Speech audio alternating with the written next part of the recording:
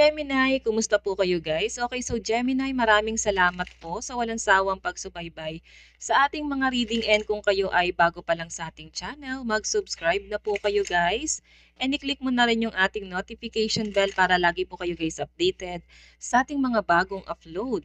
Okay, so Gemini, ang reading natin is ano ba ang ganap sa iyo ngayong first quarter ng taong 2024. Okay, so ayan. Alamin mo rin pala Gemini ang yung Sun, Moon, Rising, and Venus sign para sa iba pang guidance. Tignan natin. Gabay po ni Gemini ngayong first quarter ng taong 2024. First quarter spirit guide. Okay, so Gemini, meron tayong savings. Nakakatuwa naman. Talagang puro pagsisave. I think yung iba sa inyo, focus ka sa goal mo, or maaring meron kang pag-iipunan dito kasi may mga planong mag-travel yung iba sa inyo. Kasama ang inyong loved ones or family. Yan ang nakikita ko dito guys. Nakikita, or pwedeng, yun nga lang guys, may mga bagay na may gumugulo pa rin sa isip mo. So nakikita ko dito.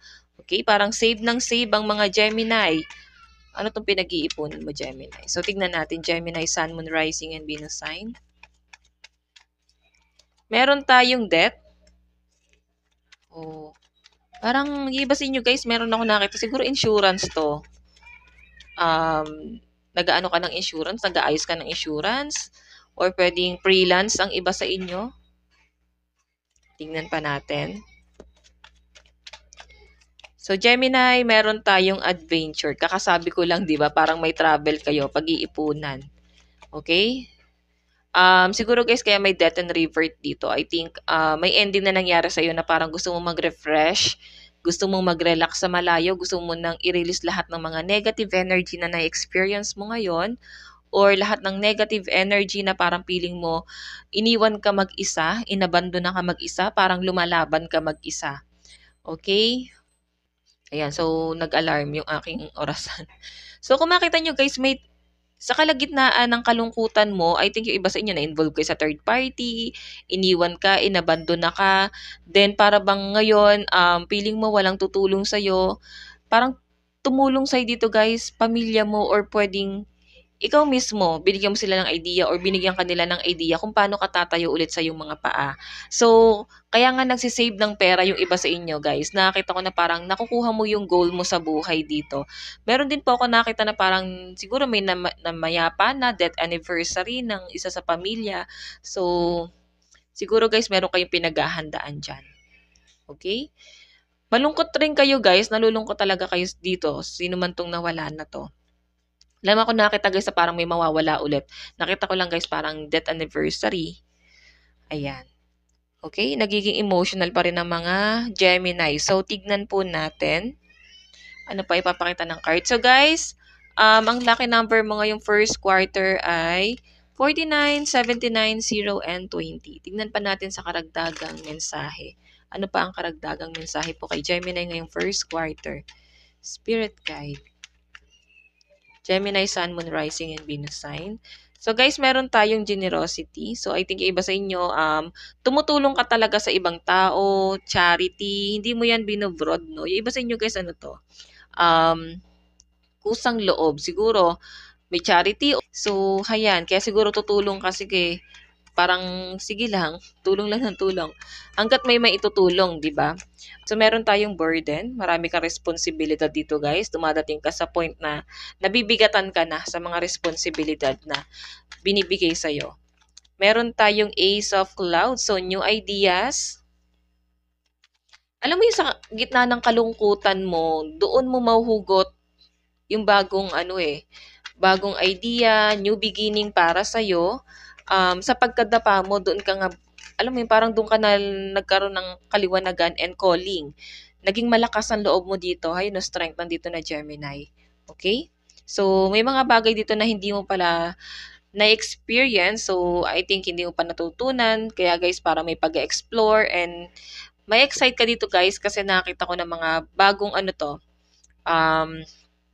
bagong adventure or mga bago na parang yayakapin mo or pag-aaralan mo sa sarili mo. So, marami din ako guys nakitang investment na maaaring makukuha ng mga Gemini. Kasi guys, parang ang dami, ang bigat ng mga pasan mo dito. So, I think malakihan to guys, no? Oo, malakihan yung nakikita ko pagdating sa pera mo dito, guys. Kumbaga, tuloy-tuloy lang, guys, yung daloy ng pera mo sa first quarter. So, I think magiging maganda rin ang pasok ng pera kay Gemini ngayong 2024. Hindi lang to sa first quarter, guys, no? Dahil nga sa pagtulong mo sa ibang tao, guys, para bang ibabalik sa ni universe yan. Tignan natin pagdating sa love life mo. Love life naman po ni Gemini. Sa love life naman po ni Gemini Spirit Guide.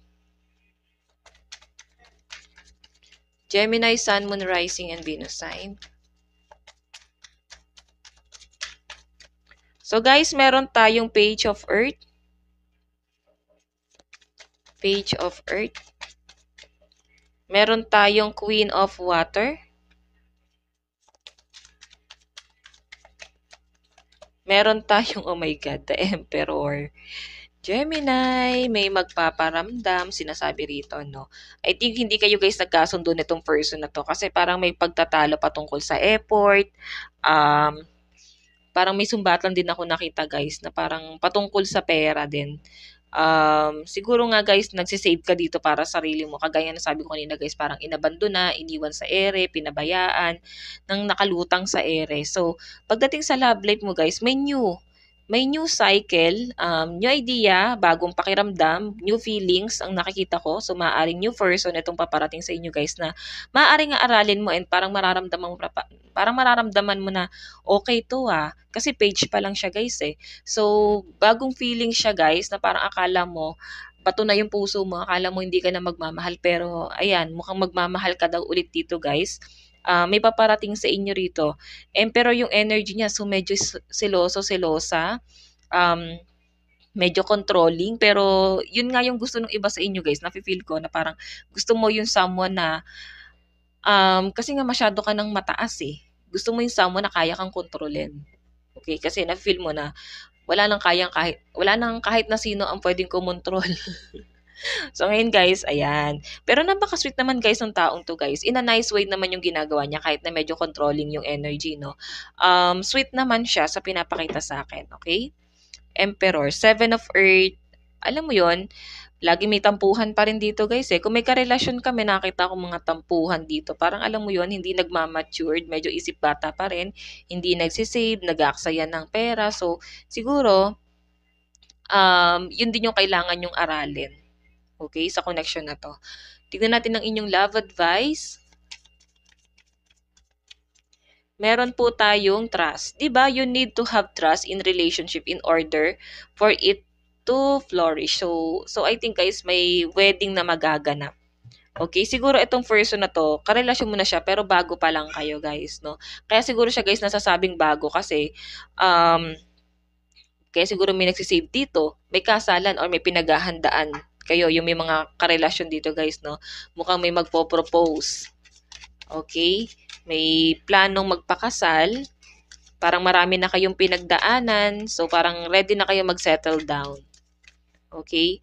So, meron po tayong engagement. Oh my God! Diba? May mga engaged na dito. So, tuloy na talaga ang kasalan. Okay? So, ngayon palang babawiin. Babatiin na kita ng best wishes. Okay? Sana ay humayo ka at magpakarami. Maging maganda sana ang relationship mo sa person mo. Okay? So, meron tayo guys, chemistry, 'di ba? Alam mo yung parang itong taong to guys, yung energy parang hindi nagbago. Kung paano una mo siyang nakilala, ganun pa rin siya guys ngayon. Okay? Ganun pa rin yung nararamdaman mo. Hindi nagbago guys. Okay? Gumagawa pa rin siya ng effort. Yung iba rito guys na nagkaroon na ng ending, mukhang may magre-reach out pa rin sa inyo guys na past person. So, ex mo yan. Magre-reach out sa'yo. So, nasa iyo na lang yan guys. Kung tatanggapin mo. Pero I think parang itatago mo na yung feelings mo dito. Okay? So, tingnan natin. Meron tayong willpower. So, at least may power ka na ngayon dito guys, no? May kapayapaan ka, ihayag yung mga gusto mong sabihin. yung mga bagay na hindi mo kayang sabihin noon guys kasi limitado ngayon guys nagagawa mo na, nasasabi mo na. Okay? So guys, ito lang naman po ang inyong reading hanggang sa muli. God bless and love you all. Thank you!